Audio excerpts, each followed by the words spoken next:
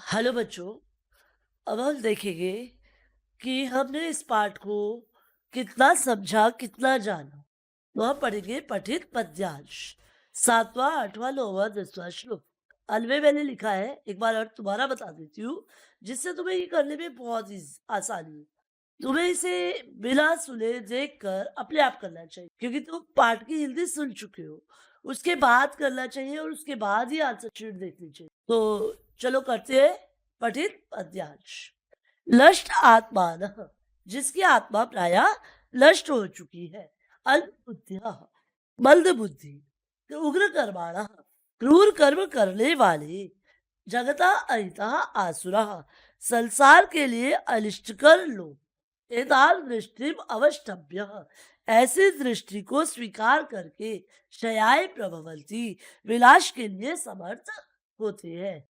मया अद्य इदम लब्धम, मेरे द्वारा आज इतना धन प्राप्त कर लिया गया। इमम मनोरथम प्राप्त से, इस मनोरथ को प्राप्त कर लूंगा। इदम अस्ति, यह है। पुनः इदमपि धनम में भविष्यति, और पुनः भविष्य में और भी अधिक धन मेरा हो जाएगा। तो आओ देखते हैं पठित पद्यांश।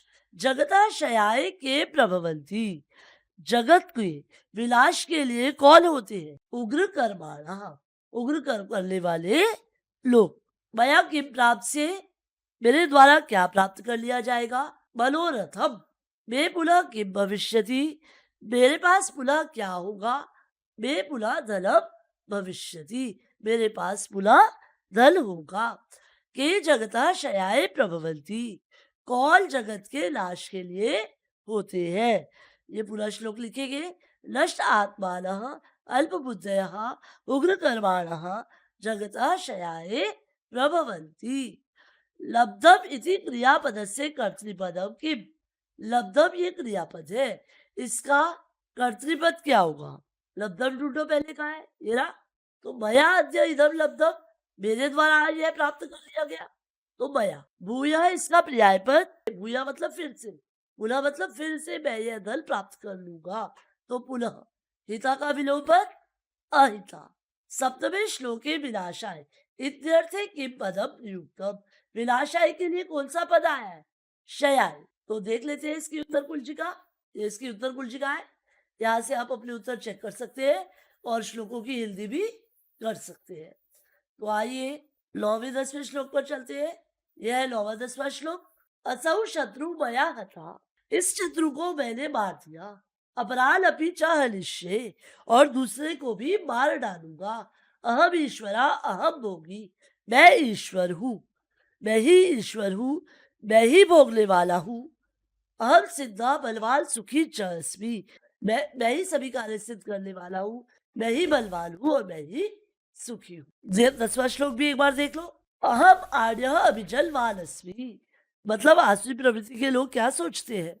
मैं ही धनवान हूँ, आर्य धनवान हूँ, अभिजलवान अस्मि, कुलीन संबंधियों वाला हूँ। मया सदृश अन्य का अस्ति, मेरे सदृश अन्य कौन है? अहम यक्षे, मैं यज्ञ करूंगा। अदास्यामी, मैं दान दूंगा।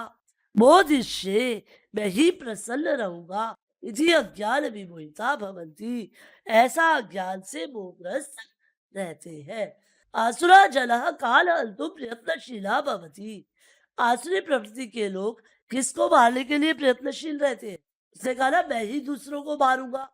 तो अपराध, आसुरा नरा केन विमोहिता भवन्ति, आसुरी प्रवृत्ति के लोग किससे मोहित हो जाते हैं? अज्ञाने, ये ना अज्ञान विमोहिता, तो अज्ञाने। आसुर प्रवृत्ति का नरा आत्मानम कीदृशम मनते, आसुर प्रवृत्ति के लोग अपने आप को कैसा मानते हैं? कैसा मानते हैं? अहम आद्य अभिजन मानस्वी मया सदृश अन्य का अस्ति, इति आसुरी प्रवृत्ति का नरा आत्मानम मनुते। कह आत्मानम धनवान अभिजलवान च मनुते, कौन अपने आप को धनवान और कुलीन संबंधियों वाला मानता है? आसुरी प्रवृत्ति के लोग। तो क्या आएगा? आसुर प्रवृत्ति का नरः आत्मानं धनवान अभिजनवान च मनुते। ईश्वरो अहम, यहाँ पर अहम सर्वनाम पद किसके लिए आया है? मैं ईश्वर हूं, ऐसा कौन सोचता है? आसुर प्रवृत्ति का नरः, अहम भोगी, अल्यो पद्यो विशेषणम कि मैं भोगी हूँ, विशेषण क्या है? भोगी कौन है? मैं हूँ। तो अहम होगा विशेषण। अल्याल इसका पर्यायवाची अपराल। अल्याल दूसरों को, अपराल दूसरों को। अस्ति इस क्रियापद का कर्तापद। ये अस्ति इति क्रियापदस्य मतलब क्रियापद का कर्तृपदम किम कर्ता क्या है? अस्ति ढूंढ लो। मया सदृशा अन्य का अस्ति। तो अन्य। तो देख लेते हैं इसकी उत्तर कुंजिका। ये इसकी उत्तर कुंजिका है। साथ में इसके श्लोकों के अर्थ भी लिखे हैं। आप आराम से अब समझ भी सकते हैं और कर भी सकते हैं। तो आज के लिए इतना ही।